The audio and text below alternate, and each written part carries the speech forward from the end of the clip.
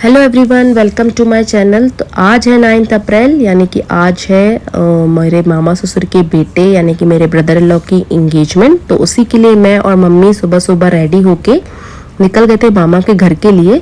और यहाँ मेरा बेटा देखो गाड़ी में ही सो गया, सुबह जल्दी उठा था ना। तो यहाँ पे मम्मी फ्रूट्स लेकर आ गई थी। उसके बाद हम पहुँच गए थे मामा के घर। मामा ने हमें 9 बजे बुला लिया था, लेकिन यहाँ पे अभी ब्रेकफास्ट ही चल रहा था। तो कोई नहीं, हम भी जल्दी पहुंच गए थे। हमने भी यहाँ पे जो सैंडविच बने हुए थे वो खा लिए थे। और यहाँ पे देखिए सारा सामान सेट है जाने के लिए। तो फटाफट से सारा सामान गाड़ी में लोड हो गया और हम भी बैठ गए थे गाड़ी में। और जो रास्ता था वो पूरे 2 घंटे का था। और गर्मी तो बहुत ही ज़्यादा हो रही थी आज, ऐसा लग रहा था कि सारी गर्मी आज ही पड़नी है क्या। तो कोई नहीं, हम पहुंच गए थे पूरा 2 घंटे का सफर तय करके लड़की वालों के घर।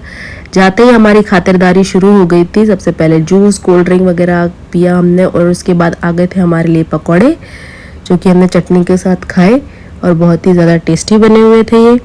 उसके बाद होने लग गई थी गोद भरने की तैयारी, जो कि लड़की की भरी जाती है, क्योंकि हमारे एक रिचुअल होता है कि शादी से पहले लड़की की गोद भरते हैं। तो बस उसी की तैयारी हो रही है यहाँ पे। सारा सामान जो लड़के वालों की तरफ से आया हुआ होता है, ड्राई फ्रूट्स, कपड़े घर वालों के और मेकअप का सामान लड़की के लिए, तो वो सारा यहाँ पे सेट हो गया था। और यहाँ पे लड़की को भी बुलवा लिया गया था। तो ये है मेरी देवरानी, जी हाँ, अब मैं बनने वाली हूँ जेठानी। तो यहाँ पे लड़की को भी बुला लिया था और उसे भी यहाँ पे बिठा दिया था।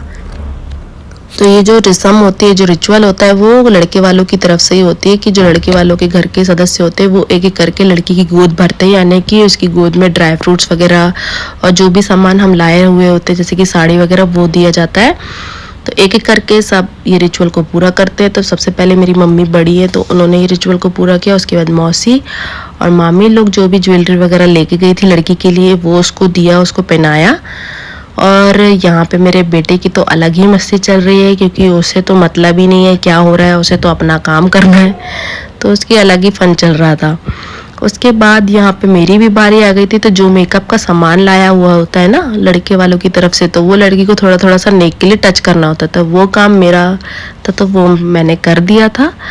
और उसके बाद यहाँ पे होने लग गया था फोटो सेशन लड़की के साथ। तो सभी घर वालों ने कराया फोटो सेशन और पहुंच गए थे हम लोग यहाँ पे घर के पास में ही, बराबर में ही लड़की वालों ने ना रिंग सेरेमनी के लिए बंदोबस्त वगैरह किया हुआ था। तो बस हम लोग सब वहाँ पर पहुँच गए थे। और ऐसा स्टेज बना हो और बच्चों की शैतानी ना हो तो वो कमी मेरा बेटा पूरा कर रहा था, क्योंकि और कोई छोटा बच्चा था ही नहीं वहाँ पे। तो बस उसके बाद यहाँ पे आ गए थे हमारे दूल्हे राजा और आ गई थी दुल्हन भी। और यहाँ पर जो फोटोग्राफर के द्वारा जो इंस्ट्रक्शन दिए जा रहे थे वो फॉलो कर रहे थे बेचारे दोनों। इसके बाद आ गई थी रिंग्स भी, दोनों ने एक दूसरे को रिंग पहनाई। और यहाँ पे डिस्कशन चल रहा था कि मीठा खिलाना है कि नहीं दोनों को एक दूसरे को, कि शादी में ही खिलाना है।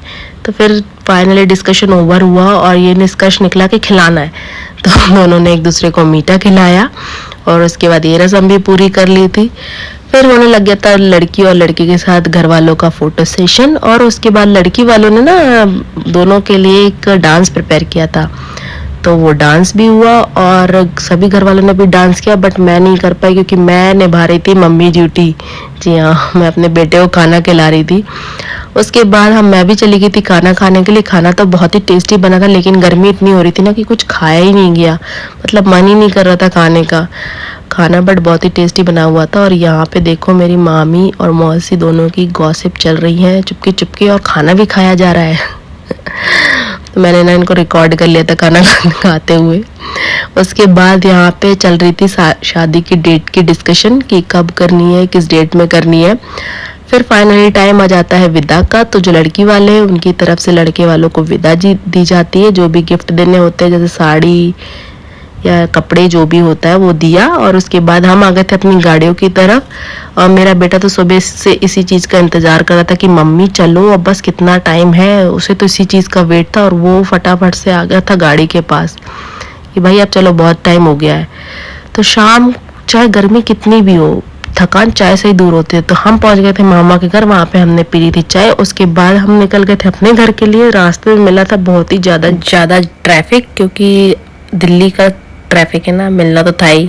और उसके बाद आ गए थे हम घर पहुंच के हमने सारे गिफ्ट अनरैप किए, जो कि मम्मी को मिली थी बहुत ही सुंदर साड़ी। मैं ना अपनी साड़ी खोली नहीं क्योंकि मैं बहुत ज़्यादा थक गई थी। तो मिलते हैं आपको नेक्स्ट वीडियो में। पसंद आए तो लाइक शेयर सब्सक्राइब करिएगा।